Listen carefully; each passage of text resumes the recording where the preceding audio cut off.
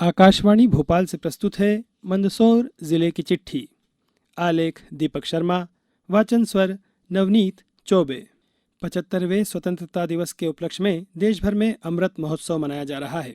मंदसौर जिले में स्वतंत्रता दिवस पूरे हर्षोल्लास व समारोह पूर्वक मनाया गया।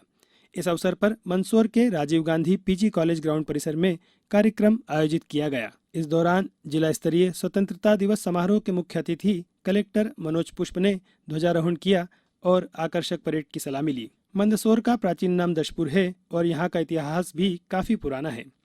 मंदसौर पर मराठा, मुगलों, खिलजी का शासन रहा है। किले का निर्माण हुशंग शाह गौरी ने 1400 ईस्वी में कराया था।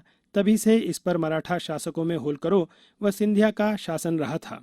1857 के प्रथम स्वतंत्रता संग्राम के समय सिंधिया वंश के शासकों से यह किला मुगल वंश के शहजादे फिरोज ने अपनी सेना के साथ हमला कर कब्जा कर लिया था। इसी दुर्ग में 26 अगस्त 1857 को उसका राज्यारोहण भी किया गया था।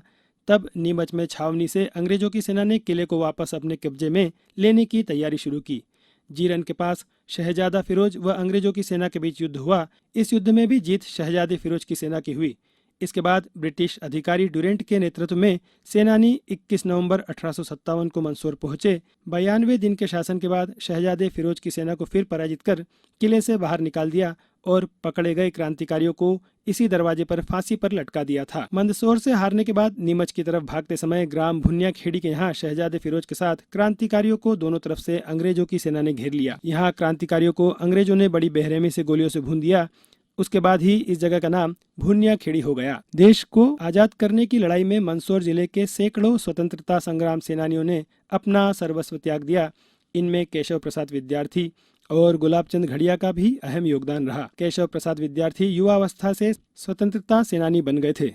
15 अगस्त के दिन 1920 में जन्मे जिले के केशव प्रसाद विद्यार्थी किशोरावस्था से स्वतंत्रता गतिविधियों में हिस्सा लेने लगे थे। स्कूल के समय से गली मोहल्लों में नारे लिखना व युवाओं की बैठकें लेना शुरू कर दिया था। नारायणगढ़ में आज़ादी की नींव रखने के मकसद से प्रजामंडल की स्थापना की।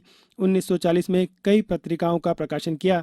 आज़ादी से पहले 40 के दशक में खरगोन राजस्थान के अजमेर तक में आज़ादी के आंदोलन में सहभागिता की। पोरवाल समाज के गुलाबचंद ने 28 वर्ष की आयु में आज़ादी की लड़ाई में जाना शुरू कर दिया था। एक साल में होलकर स्टेट इंदौर से निकलने वाली प्रजामंडल पत्रिका के सदस्य बने। अंग्रेजों ने पत्रिका को असंवैधानिक घोषित किया था। उसके बाद भी राष्ट्रभक्ति की अलख जगाने का काम करते रहे। आंदोलनों में सक्रिय रहने व 1940 में प्रजातंत्र द्वारा जिले का मंत्री बनाए जाने पर अंग्रेजों की नजर गुलाबचंद घड़िया पर पड़ गई। माणक लाल अग्रवाल के साथ उन्हें भी गिरफ्तार किया। अंग्रेजों ने यातनाएं दी, लेकिन सबूतों के अभाव में उन्हें छोड़ना पड़ा। 1942 में भारत छोड़ो आंदोलन में गरम दल के साथ जुड़े और फिर देश की आज़ादी के लिए लड़ते रहे।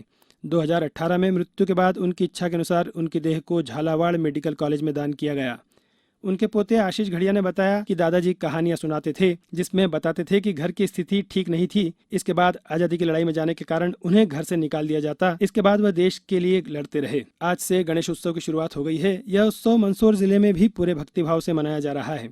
जिला कलेक्टर गौतम सिंह ने बताया कि जिन स्थानों पर परंपरागत रूप से गणेश दुर्गा प्रतिमा की स्थापना की जाती है उन्हीं स्थानों पर प्रतिमा स्थापित की जा सकती है, किंतु किसी नए स्थान पर प्रतिमा स्थापित नहीं की जा सकेगी। प्रतिमा स्थापना के लिए पंडालों का आकार अधिकतम 10 गुणा 45 फीट तक ही होना चाहिए। उन्होंने कहा कि सोशल डिस्टेंसिंग का पालन किया जावे और मूर्ति विसर्जन स्थल पर ले जाने के लिए 10 व्यक्तियों की ही अनुमति होगी। मंदसौर जिले की चिट्ठी समाप्त हुई।